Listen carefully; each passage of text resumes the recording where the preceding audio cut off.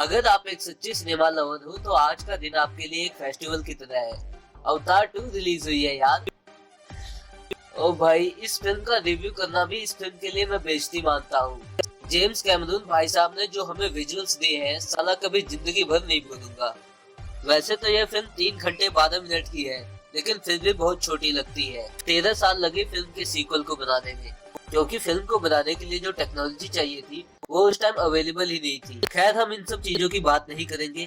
अवतार में इन्होंने ऐसी काल्पनिक दुनिया दिखाई है, पेंडोरा ग्रह, वहाँ के निवासी, पेड़ पौधे, घने जंगल, अजीबोगरीब जीव, ड्रैगन्स।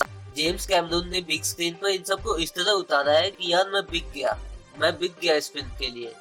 खैर, हम फिल्म की स्टोरी की बात करें तो अवतार द वे ऑफ वाटर की कहानी में कुछ वर्षों का जंप दिया हुआ है। फिल्म में अवतार प्रोग्राम का हिस्सा रहे जैक सली अब पेंडोरा का हिस्सा बन चुका है। वहाँ नेथरी से शादी करके अपना परिवार बसा चुका है। उसके 2 बेटे और 2 बेटियों के अलावा एक इंसानी बच्चा स्पाइडर भी उसके परिवार का हिस्सा है। इधर धरती से कुछ लोग जो जैक सली से बदला लेना चाहते हैं। इसके अलावा वे पेंडोरा के समुद्र के व्हेल मछलियों के दिमाग से एक ऐसा पार्टिकल निकालना चाहते हैं जिससे वे अपनी क्षमताओं को बढ़ा सके। तो कर्नल माइल्स की यादों और उनके डीएनए से कर्नल क्वारिज बनाया जाता है। इसके बाद वे रोबोटिक हथियारों से लैस एक सेना लेकर पेंडोरा पहुंचते हैं और जैक सली पर हमला करते हैं। जैक सली अपने परिवार को तो बचा लेता है, लेकिन उसका बेटा स्पाइडर क्वारिज के हाथ लग जाता है। जैक सली अपने परिवार को लेकर टोनोवारी के पास शरण लेता है, जिसका जीवन समुद्र के इर्द गिर्द घूमता है। जैक सली को इस नई दुनिया में अपने परिवार को ढालना है और साथ ही क्वारिज से अपने परिवार की रक्षा भी करना है। अवतार द वे ऑफ वाटर की कहानी कई लोगों ने मिलकर लिखी है। कहानी में अगर आप कुछ नया या अनोखा खोजते हैं तो हासिल नहीं होगा, बिल्कुल पहले पार्ट की तरह है। क्योंकि फिल्म का बजट 3000 करोड़ रुपए है, तो इन्होंने थोड़ा सेफ खेला है। अवतार 1 में पेंडोरा ग्रह, उससे जुड़ी बातें और उसके विजुअल एक्सपीरियंस ऑडियंस के लिए बिल्कुल नए थे, इसलिए अवतार ऑडियंस को इतनी पसंद आई। लेकिन अवतार द वे ऑफ वाटर में कहानी पर ज्यादा काम करने की जरूरत थी, जो कि उन्होंने की भी। लेकिन मुझे एक थोड़ा स्टूपिड सीन लगा कि फिल्म के लास्ट में विलन हीरो के बेटे के गले पर चाकू अड़ाकर हीरो से अपनी डिमांड पूरी करने को कहता है। लेकिन कहानी पर जो कमियां है उस पर स्क्रीन प्ले भारी पड़ता है। स्क्रीन प्ले में उन एलिमेंट्स को रखा गया है जो दुनिया भर के दर्शकों को सेटिस्फाई कर सके। जैक सली के परिवार की सोच और मासूमियत सीधे हमारे दिल को छूती है। एक व्यक्ति जो अपने परिवार और अपने ग्रुप की जान बचाने के लिए अपनी जान की बाजी लगाता है, वो सही मायनों में हीरो बनकर फिल्म में समय समय पर उभरता है। जेम्स कैमरून ने अपनी इस फिल्म से इशारा करते हुए कहा है कि हो सकता है वर्षों बाद मनुष्य अपने लालच और स्वार्थ के कारण दूसरों ग्रहों पर हमला करके उनके निवासियों से लड़ाई कर सकता है, क्योंकि पृथ्वी को बर्बाद करने में तो मनुष्य ने कोई कसर नहीं छोड़ी है। लेकिन जैक सली जैसे किरदार के जरिए वे रास्ता भी दिखाते हैं कि यदि मिलजुल कर रहा जाए तो मनुष्य और दूसरे ग्रह के निवासियों में भी भाईचारा रह सकता है। क्योंकि प्यार ही ऐसी भाषा है जो अलग अलग धर्म, जाति या अलग अलग ग्रहों के निवासियों को साथ खड़ा कर सकती है।